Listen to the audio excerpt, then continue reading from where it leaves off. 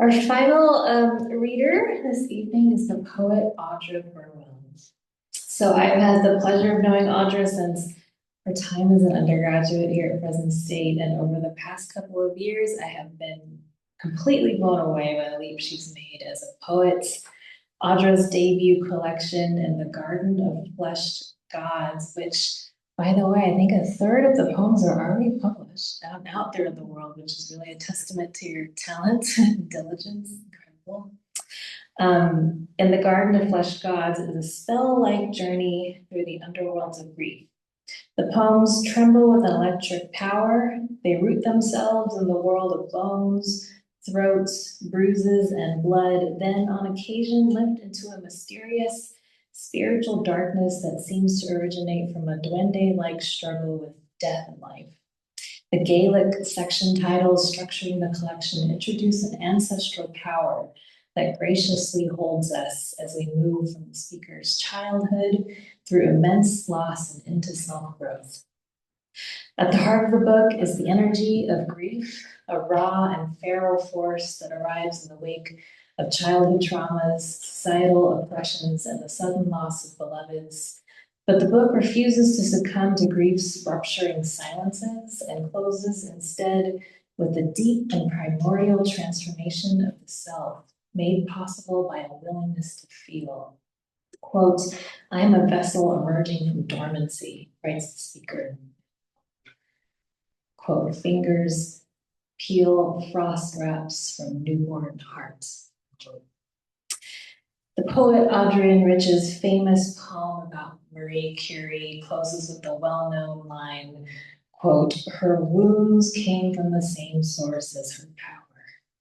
I feel that's very much the case with Audra and her poetry. Both are propelled by a quivering, unspeakable wound that becomes the source of a roaring, feminine power, a sacred and insatiable force that's necessary, quote, "in a world built to destroy those who dare to defy."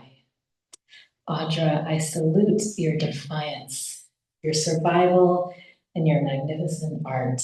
Congratulations on all of your publication successes so far and on your fantastic manuscripts. Please join me in welcoming Audra Burwell. Thank you for that lovely introduction, Brynn, and thank you for allowing us to have this pedestal to share our work today. I'll be reading 11 poems from all 5 sections of my manuscript, In the Garden of Fleshed Gods, which explores grief and the geography of grief, both through the human body and through nature. I will be starting with the first poem in the manuscript, Persona.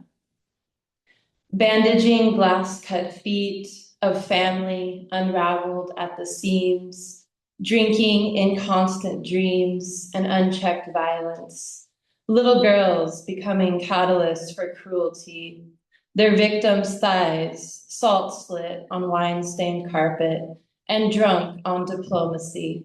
Counting days till dawn means deliverance from biblical lies and loveless nights, when faces no longer seek obedience and fear, from little girls made of glass, their paper hands blistered under earthen chains and hollow necks choked with unspoken pleas to be feral and free to be human. This next poem is called Translations. It's one of my abstract works, so you can't see it, but it's very odd looking on the page, so I'll be bouncing back and forth. Dream tibia, the lunar mile of imagination. Picture a world where your father doesn't believe rape victims are ruined and religion doesn't rule America. Trace the chalice of dragon fruit shatter. Remember who you were before you chose a path to survive, when art was all it took to stay alive. Pressed to pulp underfoot, sob, scream, repeat. You are a conduit, not a vessel for the world's grief. Dream of rotten teeth falling one by one, edge blunted by candied gold. Cut open the past and let it bleed until its hate runs dry. Let it beg for breath, forefathers' sins unmasked in death, an ocean slicked with placenta, your mother's missing youth. Unchain the rotten root and tongue the flames of scorned womanhood. Days counting darkness and joy. Unfasten the skin of your chest, hook by hook, fingers fleshed by the light of all that's left to love.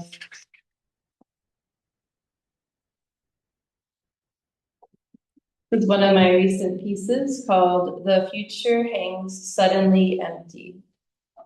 Amber light blights the dead sky, swollen and spilling chartreuse, the color of want spreading between cots and willow stalks. The muck is a mouth.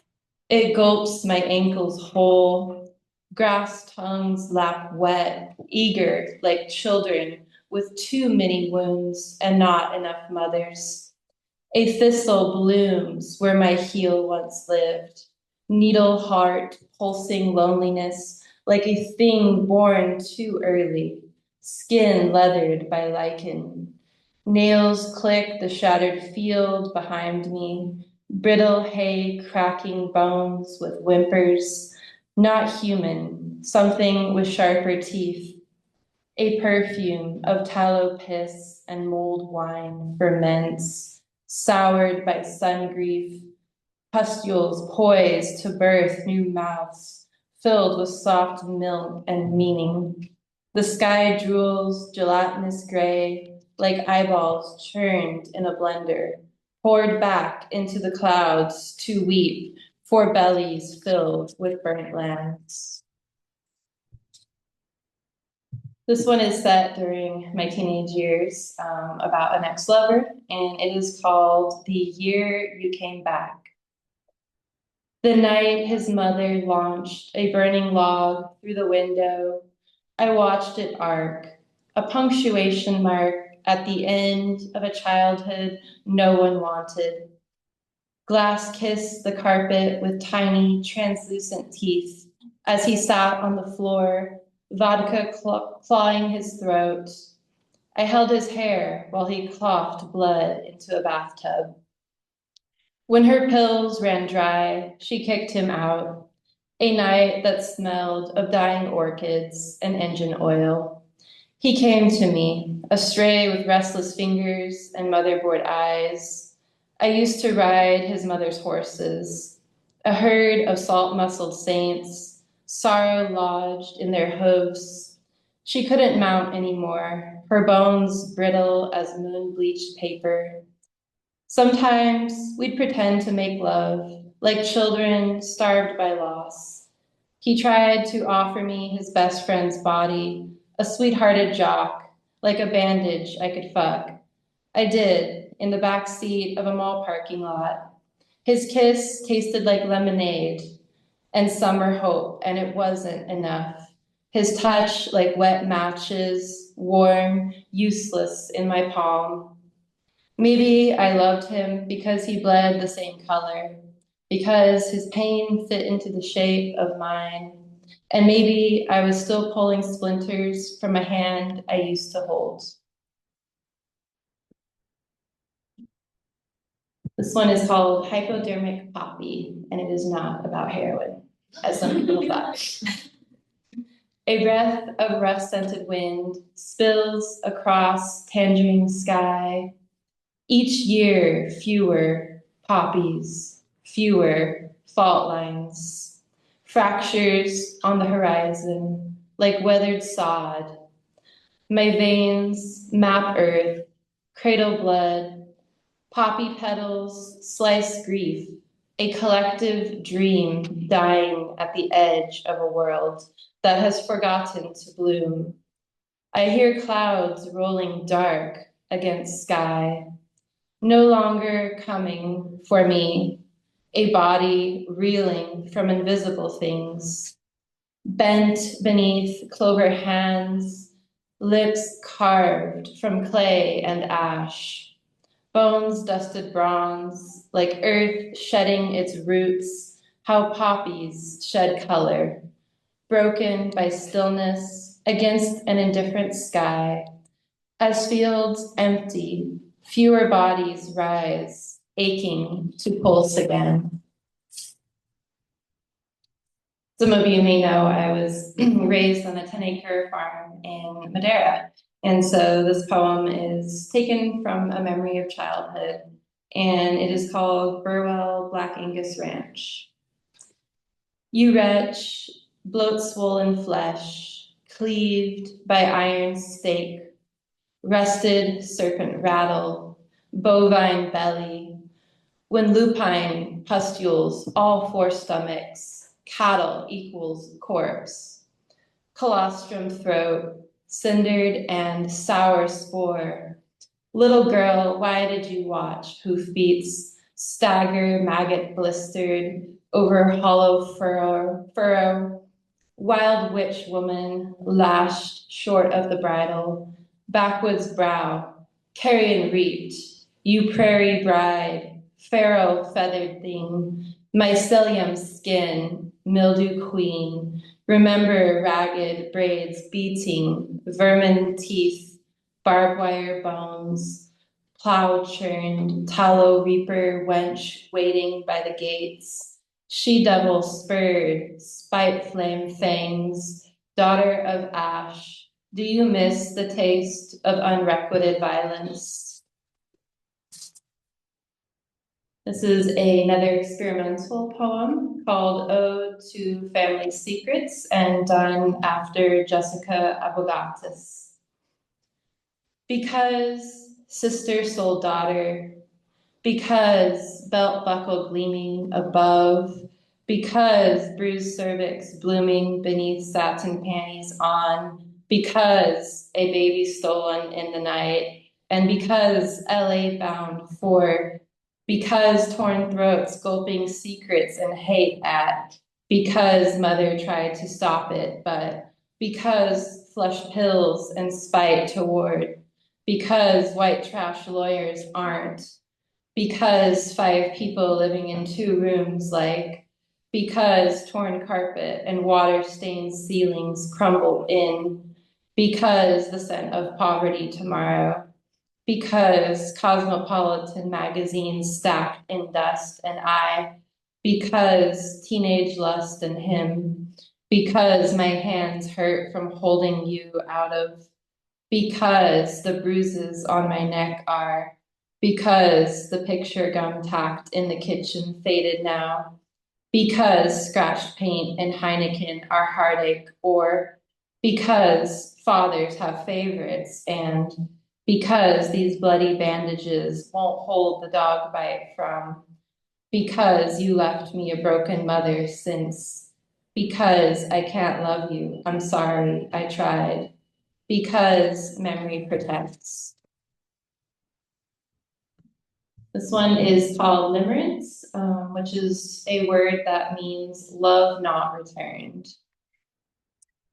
Conifer boy, needles threaded through breath, blue eyes, a sky after burn, cambium desire, cambion moans, single cell desire, each ring a year of yearning, plums, rotten fruit, lips harvest plundered, midrib trembles, tender root, sunlight enters heartwood, I inhale his passing laugh, sweetness into forest floor, claw starving bedrock, pith rooted to molten core, his bark splits, canopy dreams snared, how I lean toward absence, the weight of budded wound crowns him king, undredged water, not blood, a whisper in the xylem, his bones sapped loam, spit from ashen tonsils,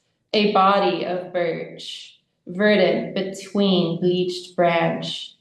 I haunt him each season, love turned lesion. This poem is a stream of consciousness piece called An Autopsy of All My Futures. We're born with an ache for ruin because the future is too vast, too vacant, too violently bright. So we test the boundaries of our bodies, days stretching the shape of our skin. I learned this walking beside a stranger from school. Grateful, all he wanted to spill was loneliness, how his hands never found my throat, how his sadness was heavier than any hunger. Yet I felt a whisper calling me toward the edges of things. On rooftops where wind licked my ribs, whispering, jump, opening like a wound as I hurled myself, fists swinging at men twice my weight, bone meeting pulp, where the air tasted of asbestos and squatters whispered. I pressed forward, climbing fences crowned with razor wire, and even now I test fate in small ways. A deliberate accident, a destination with no return, as if arrival were the only thing that mattered. And I imagine this is how all of us love, half courting catastrophe, because no one is meant to live forever, and some part of us knows. So we begin rehearsing the end long before it comes, touching the edges of oblivion to remind ourselves we are still here, still burning. This is another stream of consciousness poem, quite recent, titled Fever Hymn in the Key of Yellow. Silence suspended above marigolds planted in a plastic sky, and boys with flaxen hair wander, undone by their own beauty, folding like wet paper stains. And still silence keeps widening, a waist cinched by barbed wire. A city skyline at sunset, holding its breath. A carcass splayed on a snow-capped ridge, having climbed past the point of breaking, and lips that blister from tasting emptiness. Lust kneels before love and finds nothing to worship as the world turns pomegranate. Bruised, leaking red into October soil, and yellow wounds peel memory into my hand. A boy I lost to loneliness, another to distance, another to fear, because no one ever stops being an orphan in the places that matter. I scan 1,000 eyes and feel nothing. Forget the shape of my original face. Relearn the language of pain, one knife at a time. How gifted children smolder into embers. Injured animals that can't be put down. Recede, ration our spark so it doesn't gutter. Cold, injured animals, cold blossoms like mold under my sternum as I take back my body.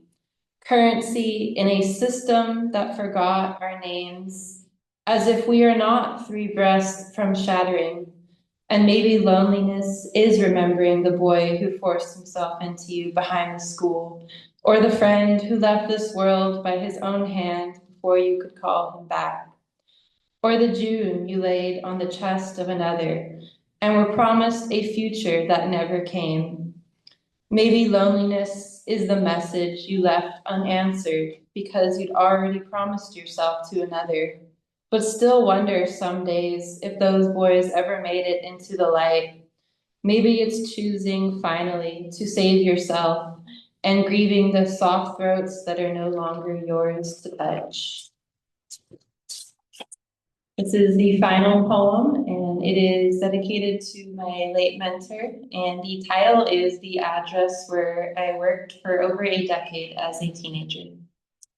640 Clovis Avenue. Was it a beginning or merely an unraveling? A shrine of bent steel, bibliophilic relics, clinging to soot-drenched bones, as the world bled, slow, coagulated, neon light, seizured and unkempt, a place buried beneath clouded eyes, innocence lost in denim, too soft, too scared to be anything but swallowed, by smiles tucked beneath razor tongues, and men with vinegar hearts taking what they couldn't name atop velvet, broken velvet and decay. Girls learning to curve hips like questions, to wield lust as weapon, how to survive without apology amidst rot and ritual.